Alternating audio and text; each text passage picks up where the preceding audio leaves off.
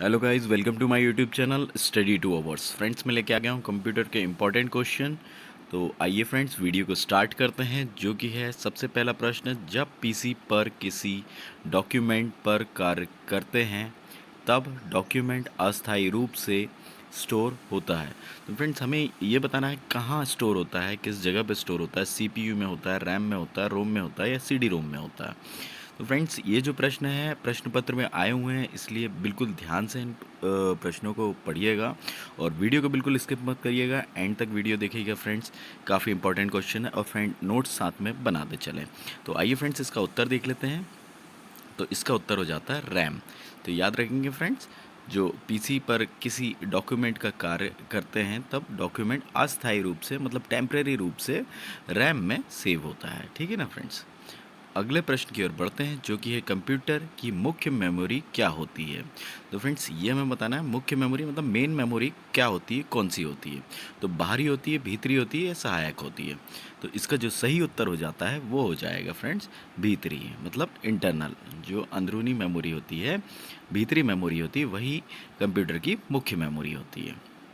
अगले प्रश्न की ओर बढ़ते हैं दोस्तों। फ्लॉपी डिस्क किस प्रकार की मेमोरी से संबंध रखती है। फ्रेंड्स, फ्लॉपी पहले आपको पता होगा, पुराने समय में फ्लॉपी आती थी।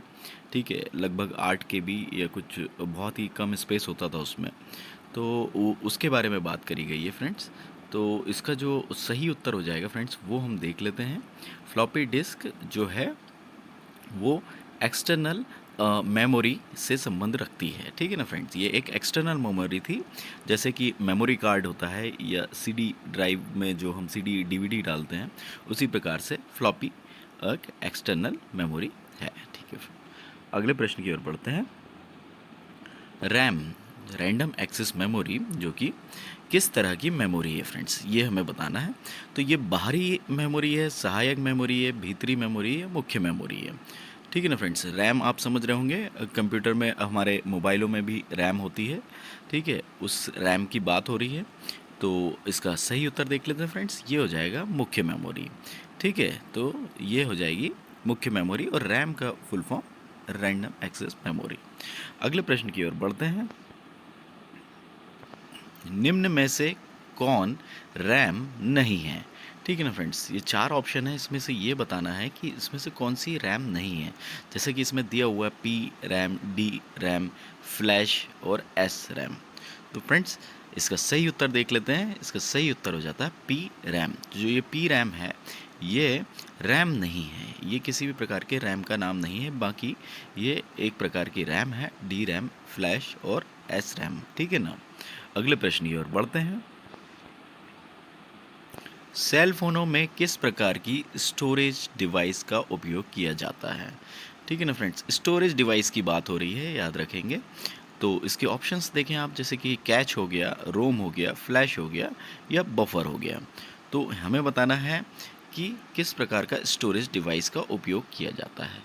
तो जो हमारे सेल फ़ोन में है वो कैच का जो इस्तेमाल किया जाता है।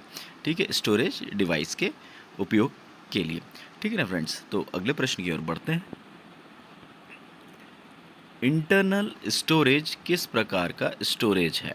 ठीक है ना फ्रेंड्स, ये हमें बताना है। कंप्यूटर पे कई बार ये प्रश्न आया है, इंपॉर्टेंट है। ठीक है, तो वर्चुअल, प्राइमरी, सेकेंडरी या इनमें से कोई सा भी नहीं। ठीक है ना। इंटरनल स्टोरेज किस प्रकार का स्टोरेज है, ये हमें बताना है। तो इसका सही उत्तर देख लेते हैं। इसका हो जाएगा प्राइमरी, यानी कि प्राथमिक जो मेन मेमोरी प्राइमरी स्टोरेज है, वो इसका सही उत्तर हो जाएगा। अगले प्रश्न की ओर बढ़ते हैं फ्रेंड्स। किस मेमोरी में रखा डाटा बिजली जाते ही समाप्त हो जाता है। ठीक है ना फ्रेंड्स। तो अगर हम कंप्यूटर चला रहे हैं और अचानक बिजली चली जाती है, ठीक है, तो वो डाटा स्टोर नहीं होता और चला जाता है। तो वह डाटा किस मेमोरी में होता है जिसके कारण वो चला जाता है। तो रैम में होता है, फ्लॉपी में होता है, सीडी में होता है या डिस्क में होता है। तो फ्रेंड्स, इसका काफ़ी आसान उत्तर है, तो आप सभी को पता होगा। इसका सही उत्तर हो जाएगा रैम। रैम क्या है, रैंडम एक्सेस मेमोरी में जो है परमानेंटली डाटा स्टोरेज नहीं होता है। कुछ समय के लिए जो अस्थायी रूप से डाटा उसमें स्टोरेज होता है, और अगर बिजली चली जाती है, लाइट चली जाती है, किसी भी समस्या के कारण आपका कंप्यूटर बंद हो जाता है, तो ये डाटा वहाँ से चला जाता है। तो अगले प्रश्न की ओर बढ़ते हैं फ्रेंड्स। सीडी को कॉम्पैक्ट डिस्क के अलावा अन्य किस नाम से जाना जाता है, या किस और नाम से भी जाना जाता है? तो इसके ऑप्शंस हैं project disk, object disk, optical disk, या ये सभी। ठीक है ना फ्रेंड्स, सीडी आप समझ गए होंगे। ठीक है, कॉम्पैक्ट डिस्क की बात हो रही है यहाँ पे। ठीक है, आजकल वैसे डीवीडी ज़्यादा चलती हैं, बट डीवीडी से पहले सीडी आया करते थे। ठीक है, तो उसके बारे में पूछा गया है। तो इसका जो सही उत्तर है फ्रेंड्स, वो हम देख लेते हैं। इसका जो सही उत्तर हो जाएगा वो हो जाएगा ऑप्टिकल डिस्क। तो सीडी को ऑप्टिकल डिस्क भी कहा जाता है, या इसका दूसरा नाम भी कह सकते हैं आप। तो याद रखेंगे, प्रश्न पत्र पे अगर इस प्रकार का प्रश्न आता है तो ऑप्टिकल डिस्क आप सही आंसर लगा के आएंगे। तो फ्रेंड्स, इस वीडियो के अंतिम प्रश्न की ओर हम आ गए हैं।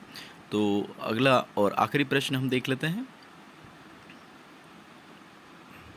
सबसे कॉमन प्रकार की स्टोरेज डिवाइसेस है।